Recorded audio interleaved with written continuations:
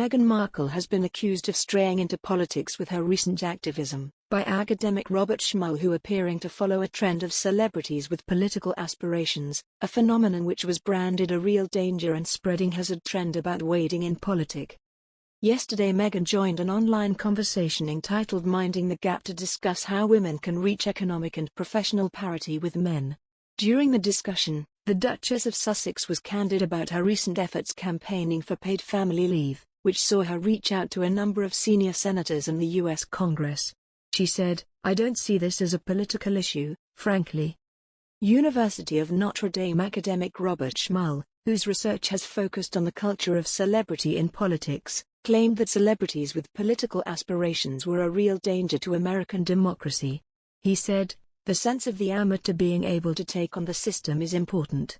That sense that anyone can do it drives many of these celebrities to think, I could do that, I can be governor, I can be president." However, he added, "There is a real danger, a hazard though. Not to be overly political, but I think we saw some of that unfold during the last presidency. There were many people who predicted that Donald Trump would grow and develop as president, and there is a whole tradition of that taking place. I would argue that Donald Trump, the person who became president on January 20, 2017, didn't develop, and the person who left office on January 20, 2021 was basically the same person." Jason Smith, a Republican congressman representing Missouri, said Markle was trading off her royal title and interfering in an inappropriate way. "If she wants to be a royal, she needs to be a royal, she can't have it both ways," Smith told TMZ. "I think it's great for a U.S. citizen or for a former movie star of Suits to be lobbying U.S. senators. But when you lobby U.S. senators, as Meghan Markle has done, as, I'm Meghan Markle, the Duchess of Sussex, she's lobbying Congress and interfering from a position of using her royal title."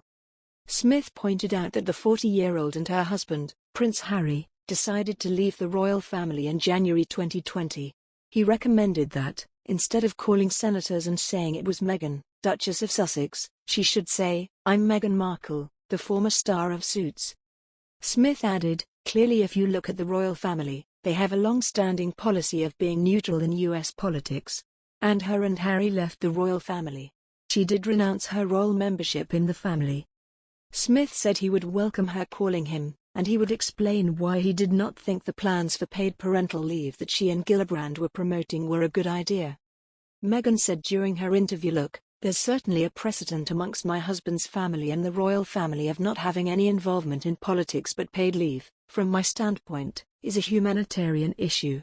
She added, "My husband has always said, with great privilege comes great responsibility, but even before I had any sort of privilege in my life, when my life and my lifestyle were very different, I always stood up for what's right." Though her activism arguably resulted in paid family leave being added back into President Joe Biden's Build Back Better legislation, Meghan came under scrutiny by commentators for her political involvement. The Duchess also invited speculation as to whether she had political aspirations, and would perhaps one day run for office in her native U.S. Markle's activism on the issue began on October 20, when she wrote a letter to the Speaker of the House, Nancy Pelosi, and the Leader of the Senate, Chuck Schumer, to ask them to support the proposal, part of Biden's infrastructure plan. Markle referred to herself as someone from a modest background for whom eating at Sizzler was a treat, and said paid parental leave was vital for families like her childhood unit. Last month the Duke and Duchess of Sussex partnered with the World Health Organization Director General Dr. Tedros Adhanom Ghebreyesus to address the leaders at G20 over the lack of access to COVID-19 vaccines in low-income countries. In an open letter published on the World Health Organization's website, Prince Harry and Meghan said, "Of the almost 7 billion doses that have been administered globally, just 3% of people in low-income countries have had a jab so far.